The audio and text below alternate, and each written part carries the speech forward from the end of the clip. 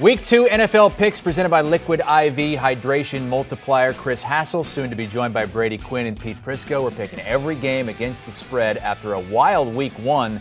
And Week 2 gives us some really intriguing matchups. In fact, when you look at Pete Prisco's power rankings, 6 of the top 7 teams are facing off against one another, and it all begins on Thursday night with a great matchup. Week 2 of the NFL kicks off with an AFC West showdown as the Chargers head to Kansas City to take on the Chiefs. One of the biggest questions coming into the season was how the Kansas City Chiefs offense would look without Tyreek Hill. Turns out they appear to be just as explosive as ever as Patrick Mahomes put on a show in Glendale, tossing 5 touchdowns and spreading the ball around to his playmakers. To me, he's pretty good all the time. I mean, we're lucky to have him. The city of Kansas City is lucky to have him. The National Football League's lucky to have him. On the other side, the Chargers also got on the win column, avenging a Week 18 defeat to the Raiders, which ended their season in January behind an impressive effort from new addition Khalil Mack, who tormented his old team, racking up 3 sacks. This is how he is every single game. 3 sacks, there every play, Khalil Mack.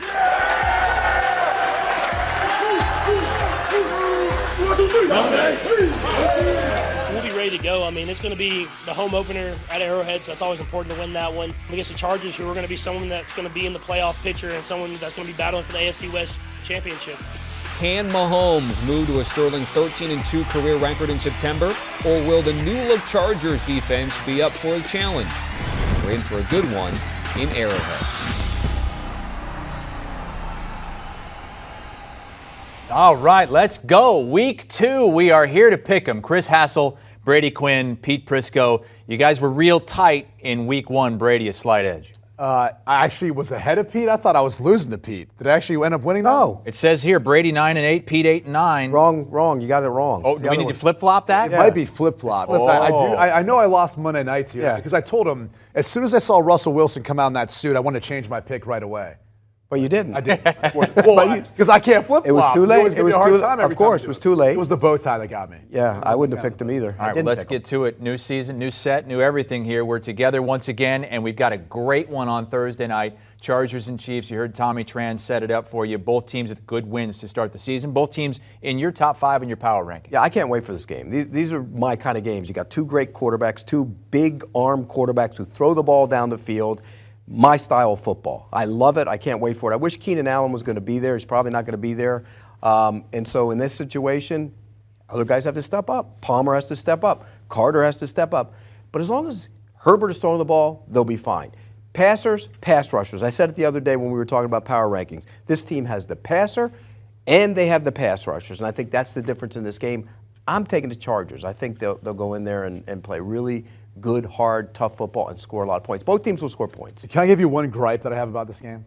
Yeah. It's too early in the season. We're only 1 week in the NFL season. You got on a short week. For a divisional matchup, I think it's going to be really meaningful, especially when you talk about the AFC West, how important these divisional games are. I hate the fact that it's week 2 on a short week. I'm just not a fan of that. But for that reason, I'm on the other side of this one. Look, I think there's a lot of concern about Kansas City, what they were going to be without Tyreek Hill or what they weren't going to be. We saw a lot, at least in Arizona, starting off on the road. They're not going to skip a beat, all right? Whether it's Juju Smith-Schuster, Marcus Valdez-Scantling, heck, Sky Moore barely even factored into the equation yet, and he was the guy that everyone's raving about throughout the preseason and training camp. I just think they're more balanced team, too, when you look at the way they can run the football. That's the only thing that I think is missing from the Chargers. They don't really have that balance when you look at what they do offensively. Now, you're right.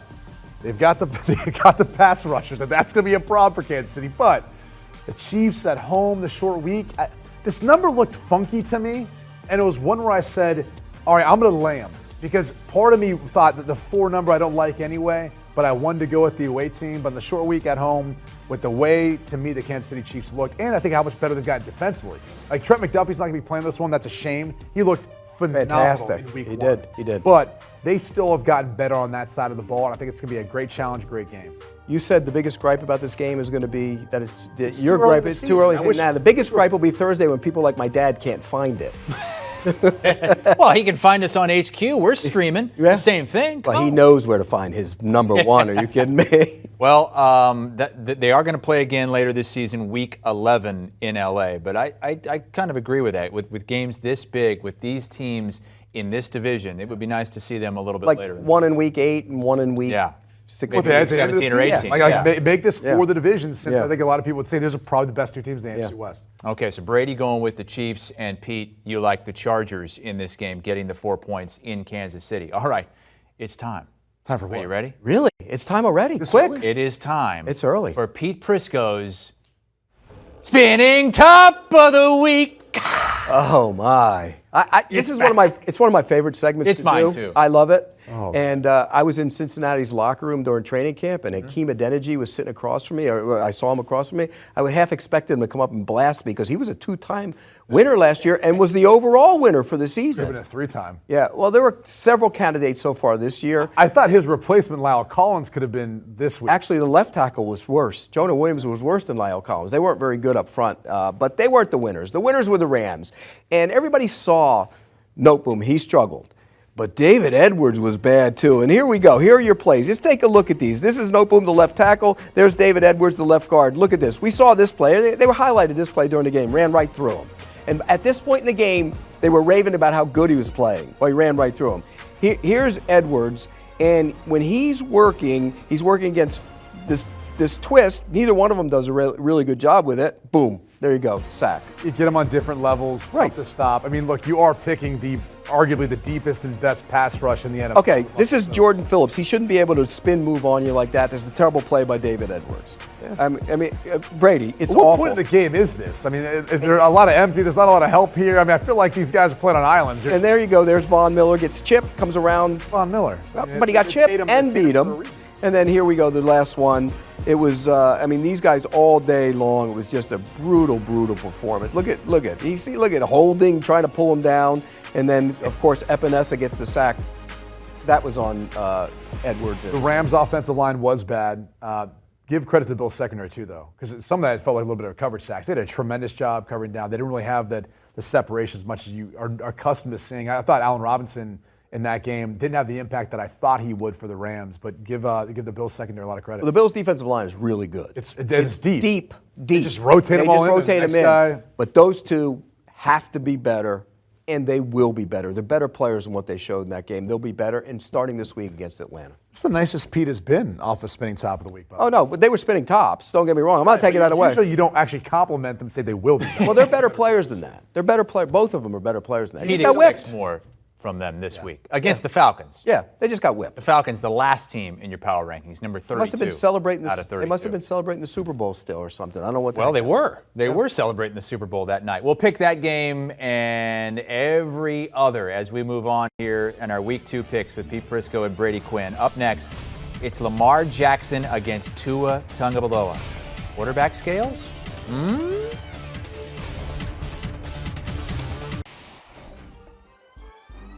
Week 2 NFL picks presented by Liquid IV. We're going to pick the early slate on CBS in Week 2, headlined by the Dolphins and Ravens in Baltimore. Lamar Jackson's Ravens minus 3.5 in that one. Also the Patriots, a slight favorite on the road at the Steelers against a Pittsburgh team that notched that victory against Cincinnati in a wild one in Week 1. All right. Chris Hassel, Brady Quinn, Pete Prisco. We just had an all-time commercial break discussion. Brady Quinn with one of the greatest quarterback comparisons I've ever heard. Pete, would you like to? It was one of the all-time worst I've ever heard. We're trying to figure out a comparison to Tua. And you compared him to who? Do you compare him to? I said he reminded me a little bit of Dan Fouts.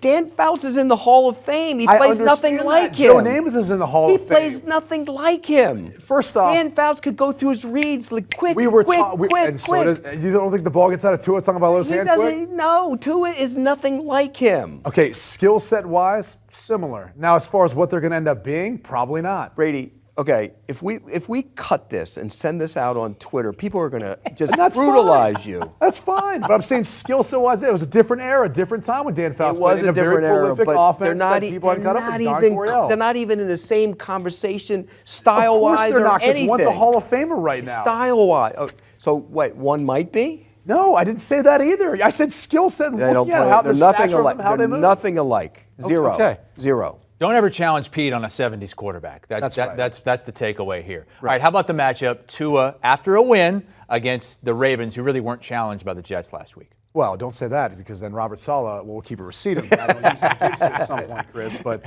no, look, the reality is, the Miami look good. I really feel like the offense is a good fit for Tua, his skill set, and what he can do, what they're going to do. They've got a ton of speed. That's got to be a concern, I think, if you're looking at the Ravens secondary and how you're going to match up with Tyreek Hill and Jalen Waddle and the way they get the ball in their hands quick to allow them to do something.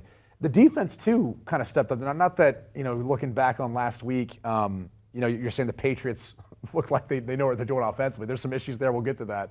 But I look at this game, and I'm going to lay the 3.5 points with Baltimore. It's a tough place to win. I think Lamar's, it feels like this is obviously a prove-it year for him contractually with everything else that's going on right now. Still some concerns about the defense, Pete, but I think they're going to be able to win by a sizable margin here, enough at least to cover the spread. Remember, they went down here and Miami blew them out last year. 22-10, it was the fewest points scored in any of Lamar Jackson's starts in his career. And he looked bad, really bad in that game. So you're picking? No, I'm picking Baltimore. I think they're going to bounce back because, Dan Fouts, as well as he played last week for Miami, he scored 1 touchdown. Yeah. We're raving about him. Look how great he was. He scored 1 offensive touchdown. Did I rave about Tua and all that? Everybody else is. 1 offensive touchdown, and that's not a good thing. So I think Baltimore at home in their home opener will be ready for him, and Lamar Jackson's a better quarterback. One thing I brought up with Chris, I'm curious to see what you think about this. We talked about it the other day. Will Lamar run less to protect himself? I don't think so. I think when he gets out on the field and plays, it's really the nature of what he does. I think the things you'd like to cut out is some of the stuff we've seen him do in the off seasons or outside of the football building where he's playing a pickup basketball game or something else like that. But I think he understands, really what's in front of him. And the contract's the contract. They'll figure that out. They're going to have the franchise tag him after this year. We've seen teams in that situation with Dallas, for example. Dak looked good in the beginning of the year, gets hurt. They still end up having to sign him to that monster deal. It'd be the same thing here with Lamar. I agree. It's already been proven at this point. I mean, heck, look at Deshaun Watson. Didn't even play 1 year. Because he didn't run. Given all the off-the-field stuff he had going on, still got the contract. Didn't run early in the game last week. That was, he didn't need to. Yeah. Well, they didn't do much on offense early in that game, but they'll do much better in this one. I like them. I'll take them. Didn't really have that game against the Jets in hand throughout. Okay, let's move on to another CBS game, 1 o'clock Eastern time. I'm a little bit surprised that the Patriots are road favorites at the Steelers after what we saw from both these teams in Week 1. I think it has a little bit to do with the fact that T.J. Watt's not going to play on this one. I mean, good news for the Steelers, obviously. He's not going to miss a good chunk of the season, the entire season. They think he's going to be back in 6 weeks. I'm a little concerned about Najee Harris, and the foot injury. I know they feel like he's probably going to be able to go, but it seems like it's going to be a nagging thing throughout the course of the year. But look, I mean, the wide receivers are making plays for Trubisky.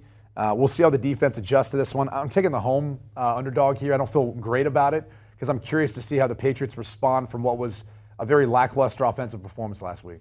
If T.J. Watt was in the game, I'd probably pick the Steelers, but I'm going to go the other way. I think what they showed last week, the Patriots are awful. Bill Belichick is too good a coach for that to go back out on the field. Now, Mac Jones has a back injury. We don't know how bad or how good that is. I think the Steelers are a different defense without T.J. Watt. I mean, in a big way. I think it'll show up in a big way. I think the New England offense will show up here. This is bucking some of my trends from some of these other games. It's a team that's out on the road for a second straight week against a team playing its home opener. But I'm going to do it. I'm going to believe in Bill Belichick. I'm going to take the New England Patriots. Probably regret it. By the way, was a full participant at practice on Tuesday, so that's a good sign. First head-to-head meeting with no Brady or Roethlisberger since the 90s. Wow. All right, let's go to the Jets and the Browns. And the Browns get a victory Week 1. They got to take advantage of this early schedule. You guys went through and W and L'd this entire schedule for the Browns. You got to win these games if you're going to have a shot at the playoffs when Watson comes back. Yeah, but this line's a little too big for me. And I think in part, look, they're coming back home. It's their home opener in Cleveland. I'm sure they're going to be excited about it. But 6 points with a backup quarterback. And I know we want to play down the Jets, but Joe Flacco's had a lot of success versus the Browns throughout the course of his career. And I think if you look at this team, they're talented. Sauce Gardner is phenomenal. What, are you upset with what you ended up picking? On your paper, you have the Browns. I know. I'm still saying it's a big number for me. That was some of my concern. Oh, okay. Can I acknowledge that? Okay. Is that you were saying it's a big number. It is a big number. Okay, I'll give you a chance to speak. But my whole point is, when you're looking at the Jets last week, yeah, Baltimore took care of them. But I do think you see kind of that light at the end of the tunnel. Sauce Gardner looked great. I think you see Garrett Wilson, the impact that he's going to have.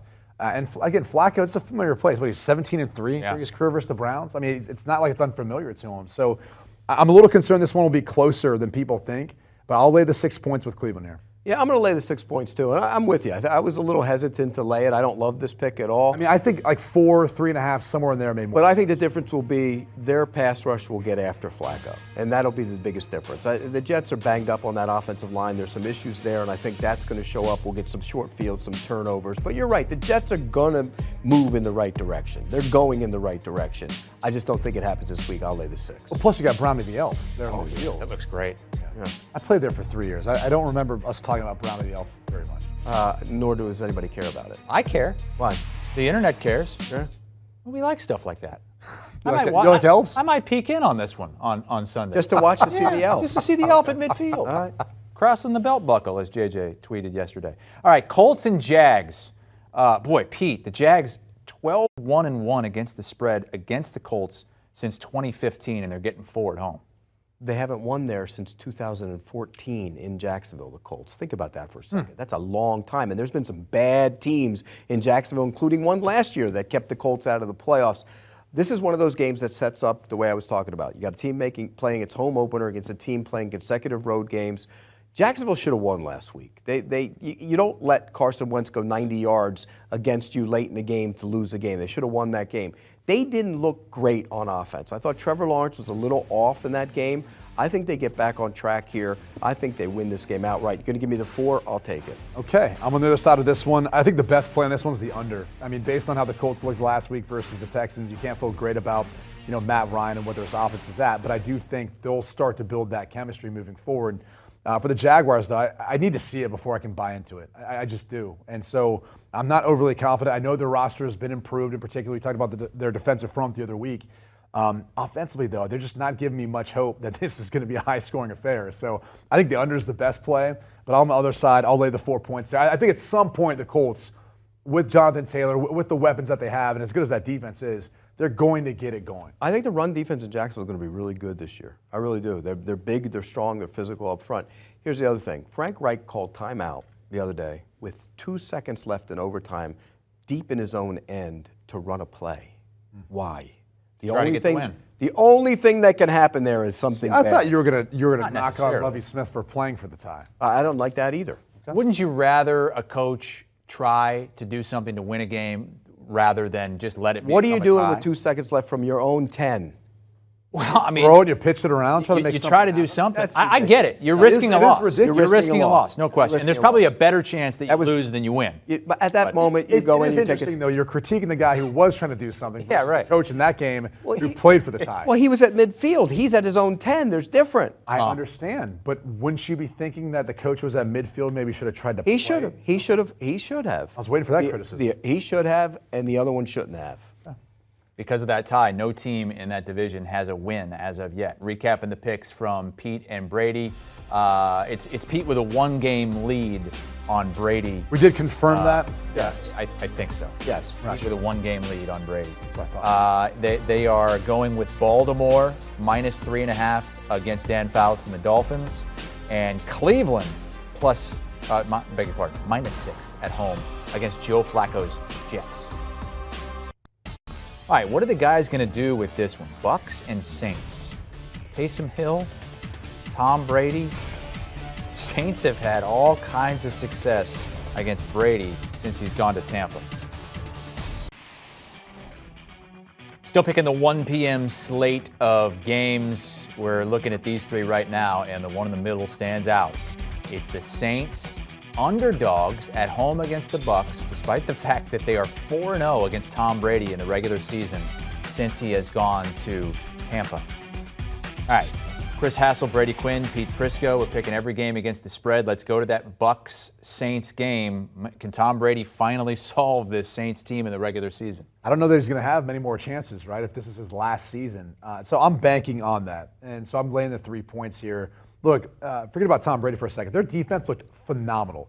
The way they opened up versus Dallas, Todd Bowles kind of basically broke down the passing game and took everything away. And it was hard to find ways of getting CeeDee Lamb the football. So I think between that front, the scheme itself, they'll be evenly matched with the Saints, who really had a hard time until the fourth quarter last week getting things going. I thought with the additions on that roster, Michael Thomas back healthy, they were just going to steamroll Atlanta, but that was not the case until the fourth quarter. Yeah, they did not play well for a lot of that game, and I was surprised that the defense gave up 200 yards rushing, but that's a tough, it's not conventional, so it's a different style of offense. This is conventional. Look, if there's one thing the avocado ice cream doesn't cure, it's the New Orleans Saints defensive front.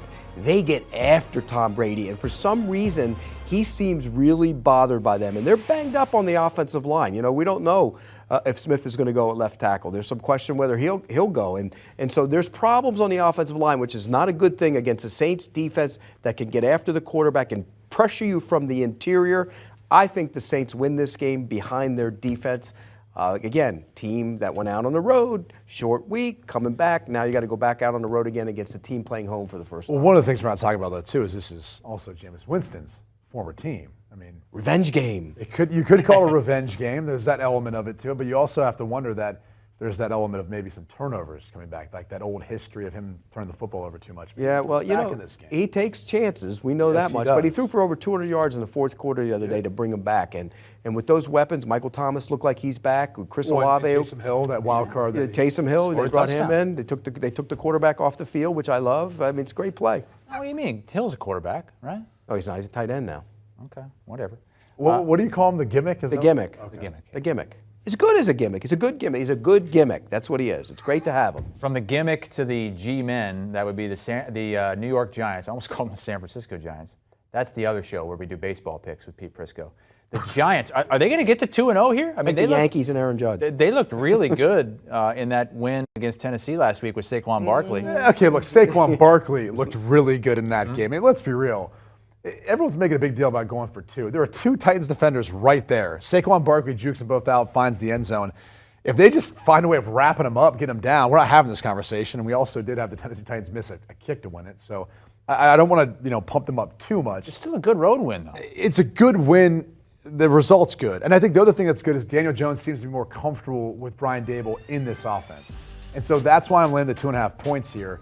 I just think they look like they're finding something offensively, which is a long departure from what they've been. Defensively, I think they're starting to improve. And I think going back to last week, watching Baker Mayfield, versus the Browns, maybe it was some familiarity with Baker's weaknesses, but he also didn't seem 100% comfortable too. For them to declare he's the starter right away so much, I would have felt like they were going to be more in a rhythm together. So I think the Giants get it done at home. I think this will be a tight game, but I'm willing to lay the 2.5 points. One of the things I liked about last week's game was Daniel Jones threw a terrible end zone interception. Terrible interception. And Daboll jumped him. He got on him. That's what you need. You need that guy to do that. And I thought Daboll going for two, he knows his team isn't great, so he took a shot. I like it. It's aggressive. But you're right. They defended the play well. Barkley made it work because he's a good player. And now he looks like he's the old Barkley again. And I think that carries over. They're improved on the offensive line. Yep. With Evan Neal at right tackle. Thomas was outstanding the other day. And they can move the football. And I think they'll move the ball in this game. I'm going to take the Giants in this one as well. I think they go to 2-0. Yeah. Big Blue at 2-0. That's amazing if it happens. It's awesome for New York. I mean, the Jets haven't been doing too well. So at least one of the New York teams is stepping up again. One of the fake New York teams that play plays in Jersey. Yeah, they're not. As every Bills fan will tell you, they're the only team. That's true. Well, technically they are. Technically they are, yeah. Who?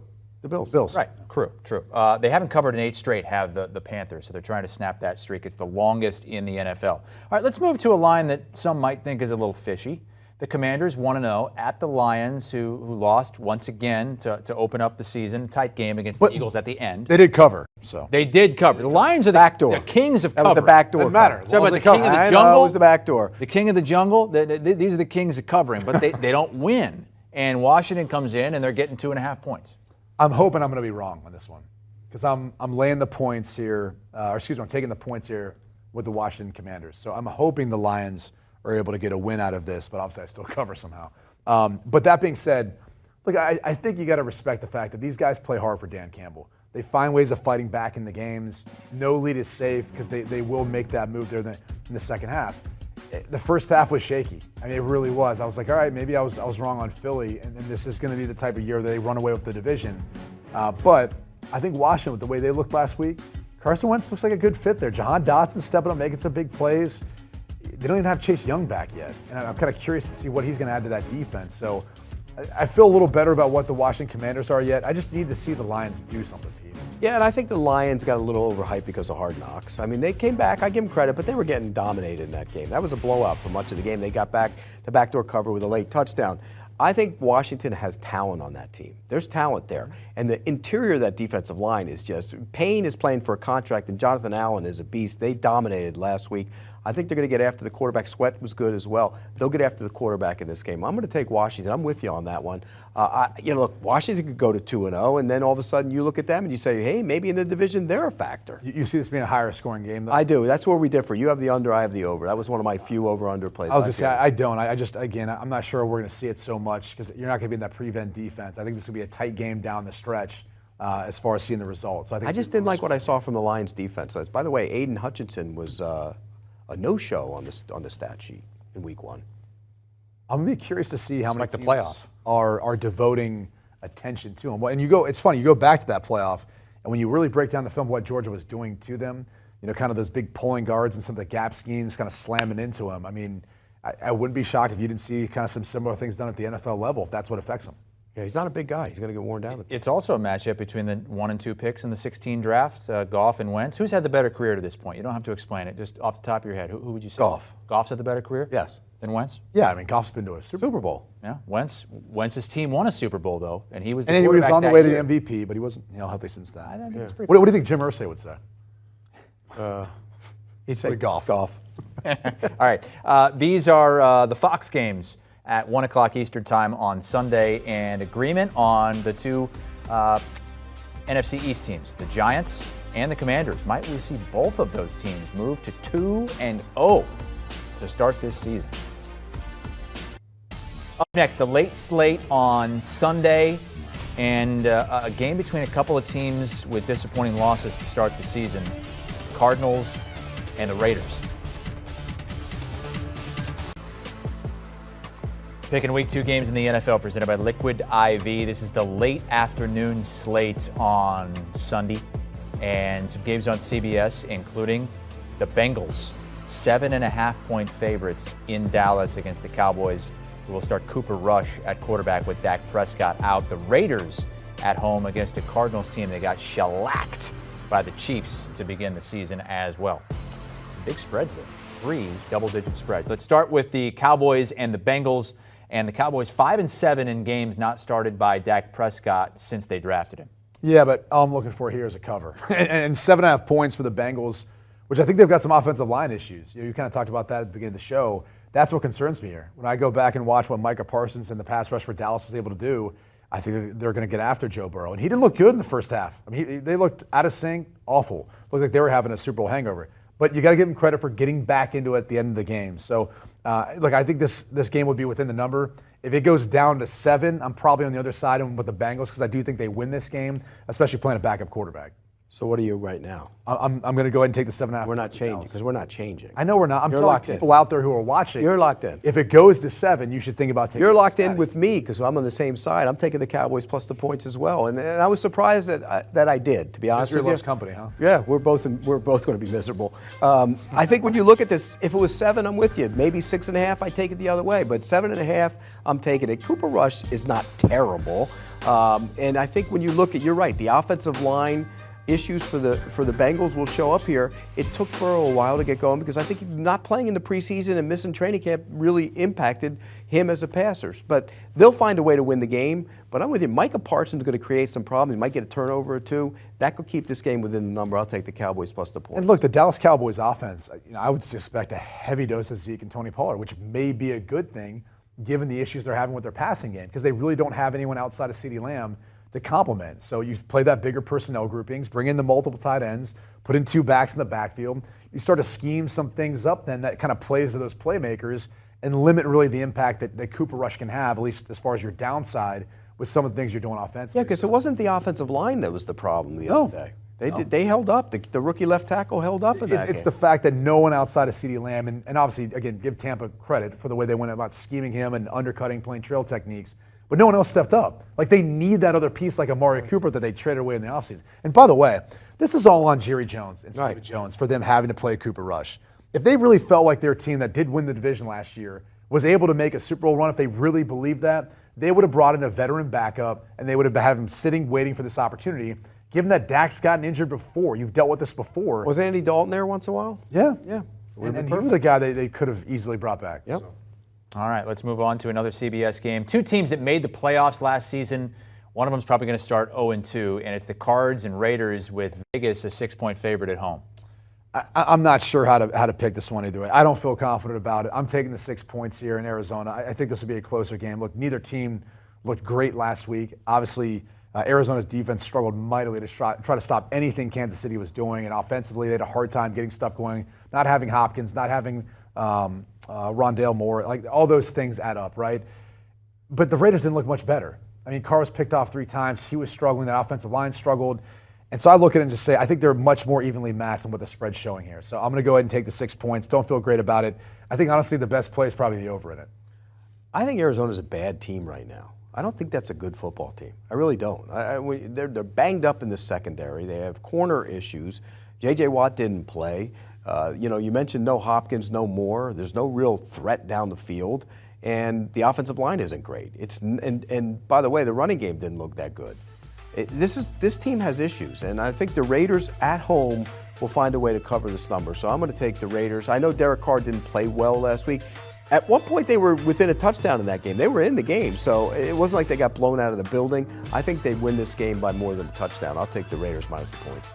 There are a handful of games with double-digit spreads this week, and most of them involve a home team coming off a loss, and that home team getting points. And one of those games is the Broncos. They're coming off that loss in Seattle. Nathaniel Hackett electing to go for the 64-yard field goal at the end, taking on a Texans team coming off a tie that should have been a win. Yeah, and a Texans team that's improved. I mean, let's be honest.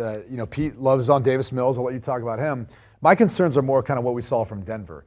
That was not an offense that I felt like Nathaniel Hackett and Russell Wilson were in sync. Obviously, the late game clock management was absolutely awful. You've heard Nathaniel Hackett then now talk about the fact that, yeah, we probably should have went for it, or we definitely should have went for it in his words. But it was more the fact their defense. This team and Vic Fangio had talked about being a quarterback away during his time there because their defense was so good. The offensive line had improved, and they had a running game. Well, now you have all those things on offense. You have that quarterback, and you don't have the defense to back it up. And you've got the personnel. You bring in Randy Gregory, you got Bradley Chubb, but they're not getting quite as much pressure, at least not consistently. They're not stopping the run. The secondary's playing soft on guys. I mean, Pat Surtain's one of the best cornerbacks, and he's playing 10 yards off. And he plays great from playing press man-to-man. So I have a lot of reservations about this young coaching staff and what they're doing with the personnel. Are they putting them in the best position to win? Denver wins this game. I don't know that they blow out the Texans. I'm going to take the Texans in the points as well. They should have won last week. I mean, there was a late fumble. Mills fumbled in the pocket. And that kind of flipped the thing back. I think they're much improved. They play hard. They're tough. The defense is better than it's been. And they didn't even get anything out of Nico Collins last week. I think they'll get that going as well.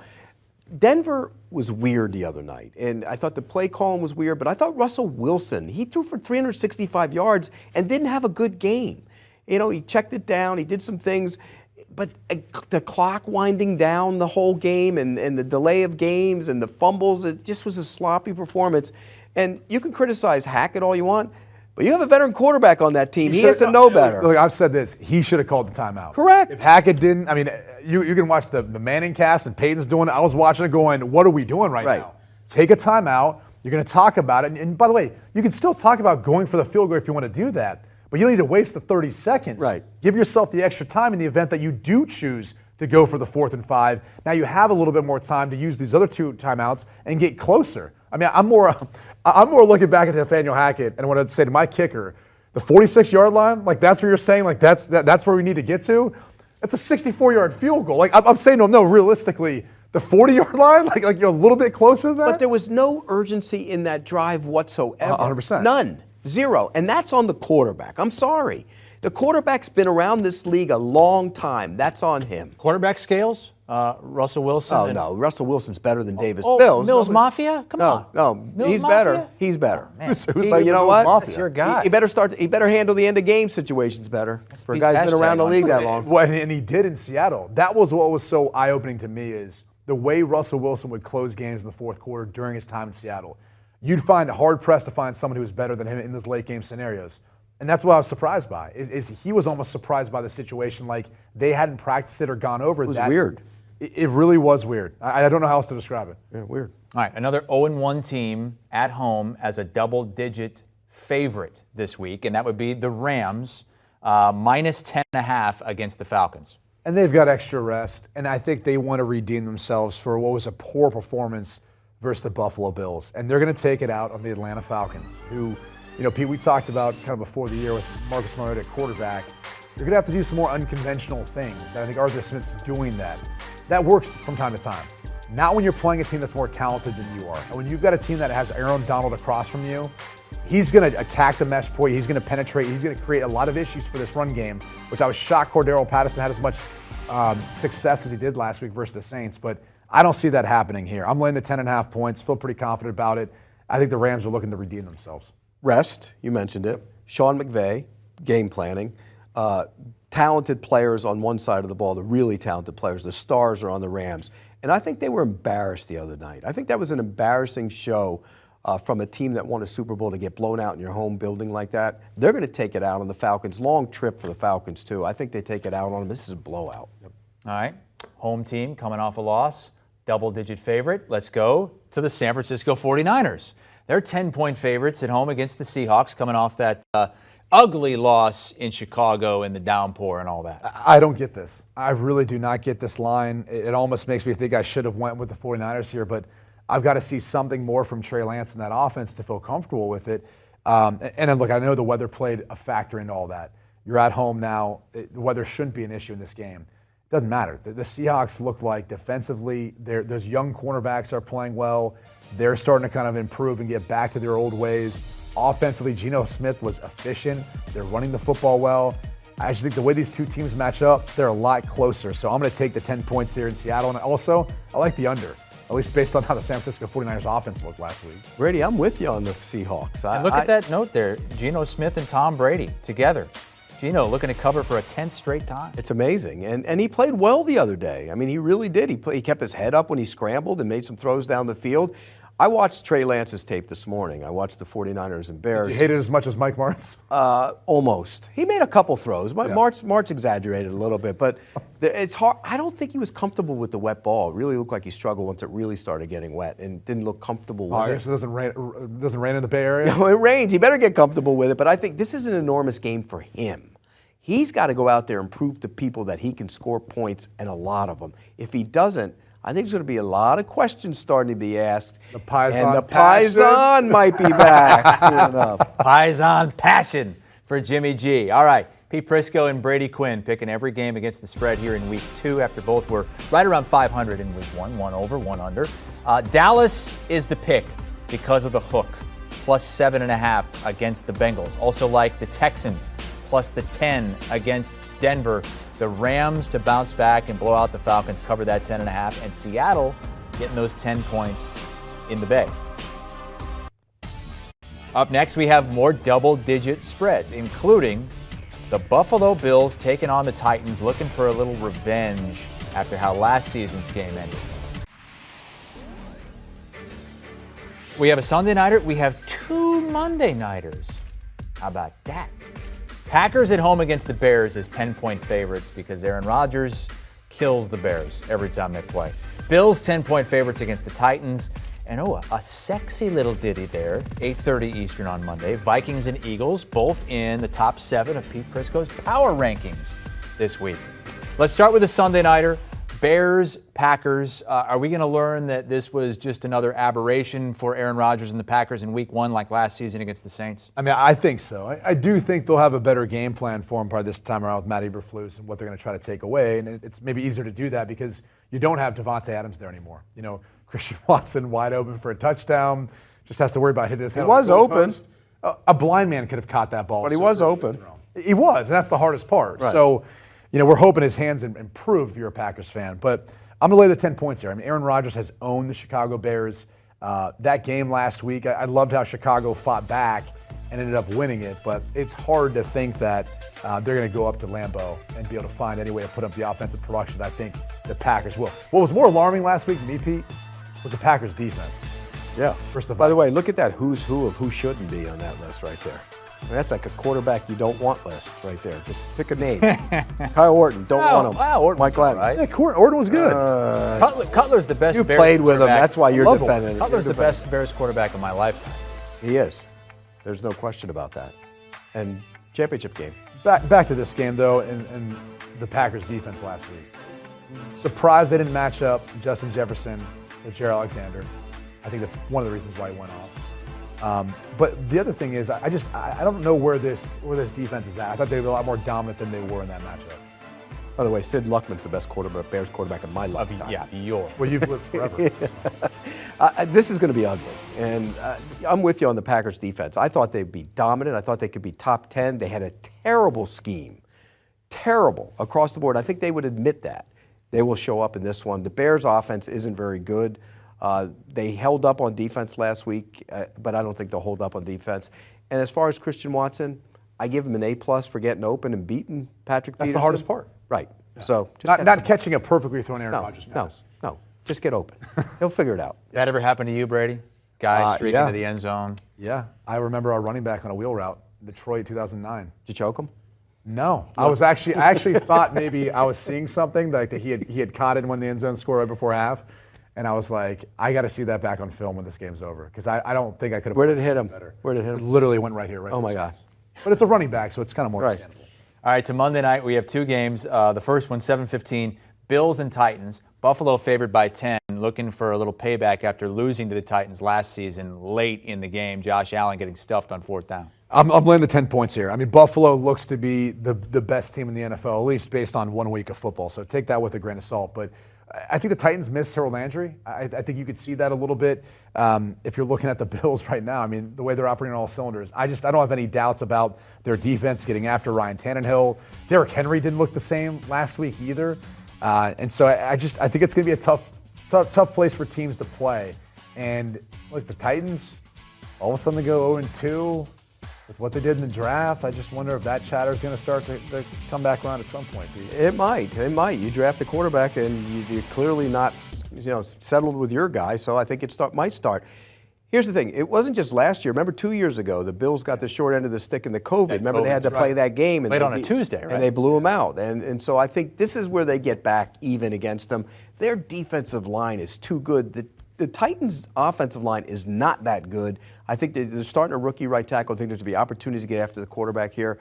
I like the Bills to blow them out in this game, big, and take out all the last 2 years of emotions on them. All right, last game of the week is a nice matchup in Philadelphia. Vikings coming off the really good win against Green Bay, against the Eagles, who are also 1-0. Have you seen Pete's power rankings? I've not. Okay, one team is ranked 4th, the other team is ranked 7th. Which team do you think is ranked higher? I think he's got the Eagles ranked higher. You are right. Eagles are 4, Vikings Which are 7. means he would have them ranked higher. BMAC was not happy about it. Which means you would have him ranked higher. I don't know that I'd have the Eagles ranked that high. I do think they had a dominant performance. They really did pick up from where they left off last year. I didn't think that was going to be the case. I thought they were a year too soon. Maybe they come back down to reality, but it doesn't look like that's going to be the case. I get concerned with Jalen Hurts running as much as he's going to. If that's going to be the rest of the year, he's going to be a guy who's going to be subject to getting hurt. So your favorite guy, Gardner Minshew, would potentially have to come in. But look, this is going to be a great game, by the way. I can't wait to see this because I think, look, the Vikings with the coaching staff changes, their players, I feel like they're in a better position to succeed. You know, Harrison Smith doesn't have the run to the back middle of the field or the deep half the field to then kind of diagnose what's happened. They're letting him kind of sit and play more and read the quarterback and pattern match and all those things you look to do. Danielle Hunter's in a better position now, too, on that front to create more pressure. So curious to see how, obviously, the Vikings line holds up versus the Eagles front. Two evenly matched teams, so much so. Like when you talk about you had 1 at 4, 1 at 7, I might have them both at 5 and 6. Like I think they're right there. So I'm going to go ahead and take the 2 points here in the Vikings on the road. Is it a big game? It's in prime time. Is it in prime time? It is in prime time. Oh, you know which way I'm going. I'm going the other way. I'm taking the Eagles. I mean, I'm a big believer in the Eagles. I think their talent across the board is outstanding. Brown, the addition and they're too deep. They can go. Do guys get hurt? They're going to be okay. The offensive line might be the best in football. It might be, by the end of the year, that might be the best in football, and I think they're going to dominate up front in this game. Hurts has gotten better throwing the ball. Yes. He's improved. Well, it helps when you have A.J. Brown. But he didn't get the ball to Devontae Smith. I think he does that. He course correction on that. He'll get the ball to him. I like the Eagles, and at some point, we're going to see it. The glazed over look. What is it, the circadian rhythm problem? He can only play at 1 and 4 o'clock, not at prime time? Big game. Have you even said his name yet? It's Kirk Cousins. Big game. Are you back off of Kirk Cousins bandwagon? You You were great last year with him. No, I said before the season that he would throw for a bunch of. You said your bold prediction was he'd lead the NFL in passing touchdowns. Right, so he'll be really good in the games that aren't big games. So his glazed over look, he's cross-eyed? Is that what happens? Well, it just when it happens, it's just like What does it you know look what like? it, you know what it is. You know what it is. It's when a guy has a bad play and he can't get out from underneath it. Great quarterbacks get out from underneath It's usually it. called a 30,000-mile stare. Yeah. But show me what the Cousins look like again. You know that look. I don't. Show me it again. That'll be a gift that we'll be using on Twitter very soon. All right, let's recap the picks. We've picked them all week, 2 games against the spread, and agreement on Sunday in the early Monday games. Green Bay minus the 10, Buffalo minus the 10, and the over in the Vikings and Eagles total of 50.5. All right, it's time for the Performance Multiplier powered by Liquid IV. It's the guys' best bets for week 2 in the NFL. And Pete, you're going home to Jacksonville. That's right. Yeah, it's Mayor the of perfect combination. I'm going to use some history here. They haven't won there since 2014. Maybe in the Colts. The Colts, and I think the Jacksonville Jaguars at home against a team that's playing back-to-back road games. I'm going with Jacksonville. You're not going to need the points. Play them on the money line. They're going to win the game outright. Wow. Okay. Well, mine's the Kansas City Chiefs at home, short week, hosting the Chargers. I just don't have any doubts about this team. And I got to see someone else dethrone them before I think they're all of a sudden just going to give up the AFC. So your best bet will be shot by Friday morning. We'll see. Or I'll be sitting pretty going into Sunday. So I'm laying the 4 points. On Kansas City Chiefs. Brady Quinn, Pete Prisco, Chris Hassel, thanks for watching. We're going to do this each and every week here throughout the NFL season. Do you want a sports network that delivers everything that matters about the game? The highlights, the picks, the instant analysis, no yelling, no fake debates, no politics. Hit the subscribe button and never miss a moment.